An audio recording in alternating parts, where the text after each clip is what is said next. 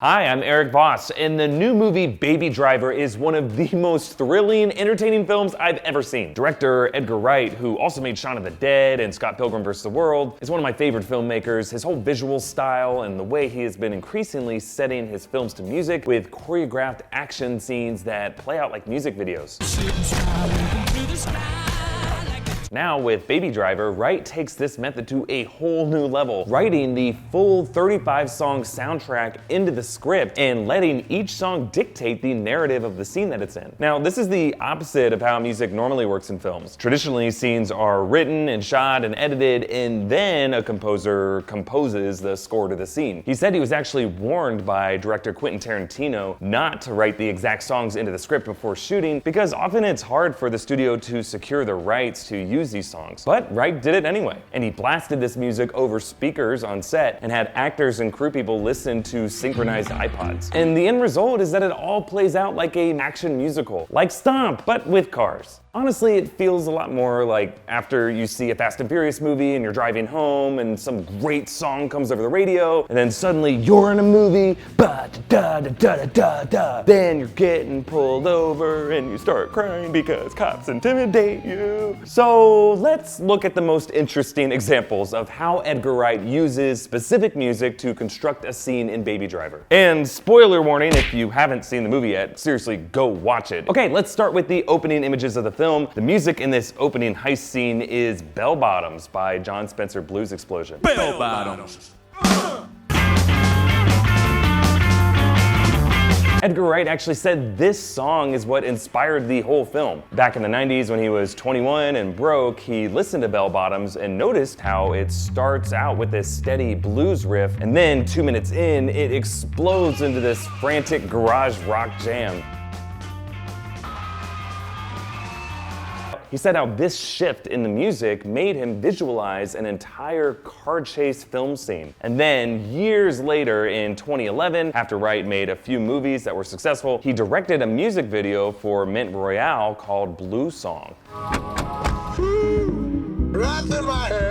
And he said that that vision in his head transformed into this concept of a getaway driver waiting while a heist goes down, rocking out alone in a car to the beat of the music with the song used as a timer for the heist. He actually planned for this music video to be the opening scene of his eventual film, Baby Driver, and 6 years later, that's pretty much what he did. The first 2 minutes of Bellbottoms is the timer for Buddy, Darlene, and Griff to rob the bank. And then when they return, the music kick arrives and the chase begins, with each tire screech and police siren all set to the beat of the music. Now, this synchronization might have reminded you of the trailers for Suicide Squad, the way gunfire and punches all correspond to Bohemian Rhapsody.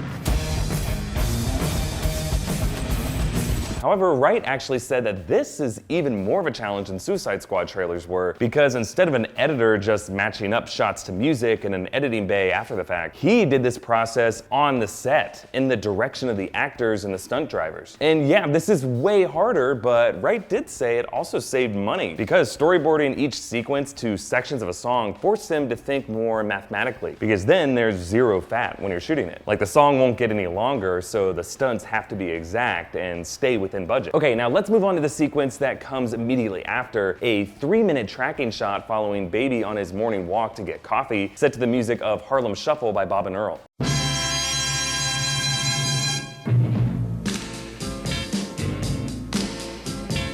Now, you may have noticed that this song starts the same way as House of Pain's Jump Around.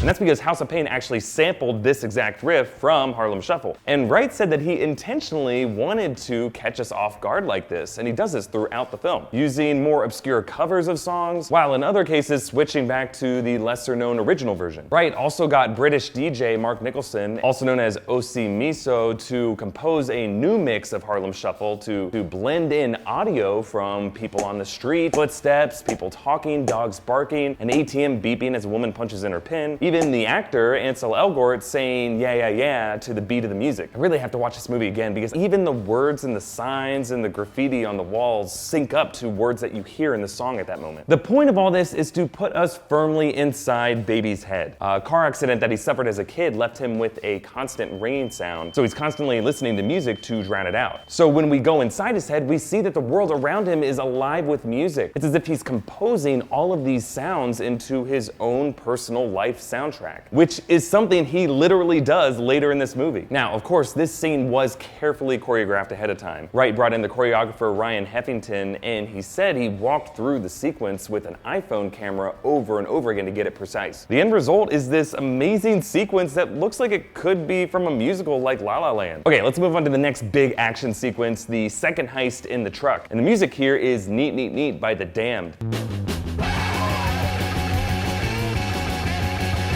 Now, Edgar Wright sent the script to the actors along with a thumb drive containing the soundtrack. And Flea from the Red Hot Chili Peppers, who plays Eddie No-Nos in this scene, saw this song, Neat Neat Neat, in the track list, and that is what sealed the deal for him to be in the film. And the fun thing about this song is that it's too short. It's only about 2 minutes long. So when they were storyboarding the scene, the cinematographer of the movie, Bill Pope, told Wright that they were gonna run out of song. These trucks just couldn't move as fast as Wright would need them to fit within the song. So Wright said he came up with a creative solution. He added this shot where they have to change cars and Baby refuses to hit the gas until he resets the song. Wait, I gotta start the song over.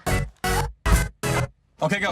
And this is great because it also tells us more about Baby as a character. He is that obsessed with having music playing all the time, even if it slows him down for a second. And again, this is discipline by Edgar Wright. He insisted so hard on having this music that he crafted the story and the character around it. And it led to this great character revealing moment. Now, we could probably look at the music in every scene in Baby Driver like this. Like even Baby meeting Deborah in the diner is structured around Carla Thomas's B-A-B-Y and T-Rex's Deborah and Beck's Deborah. And sure, I would love to dig into those, but let's stick with the action and fast forward to this warehouse shootout. Now the music here is Tequila, but instead of the popular Champs version that everyone knows, Wright again used a cover version, this one by the Button Down Brass.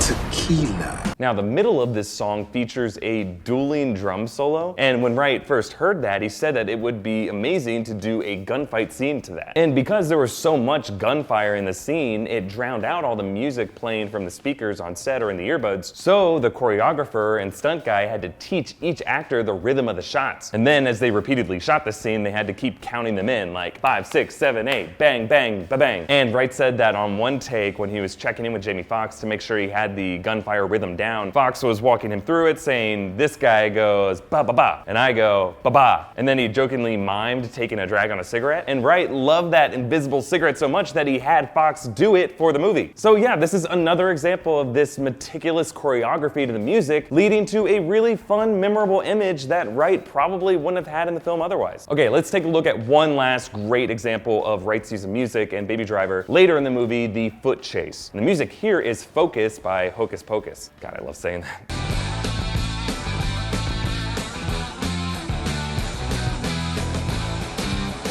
Now, Wright said that this was his favorite part of the movie, but that the studio actually wanted to cut it. They refused to pay for the scene. But he wanted the scene so bad that he paid out of pocket for 2 extra days of shooting to film it. Now, Wright said that he first heard Hocus Pocus on a music show in England, and that he was blown away by this progressive rock song that, unlike most songs, changes tempo throughout the song. Now, like most songs just have one tempo that plays all the way through, which isn't really helpful for film scoring since the action changes so fast. But Wright described Focus as the perfect cardio track that dictates where Baby goes. Like fast guitars for when he's sprinting, and then this yodeling section for when he's hiding behind a tree, and then another shift when he's running through the mall, and then an accordion section when he breaks into a car.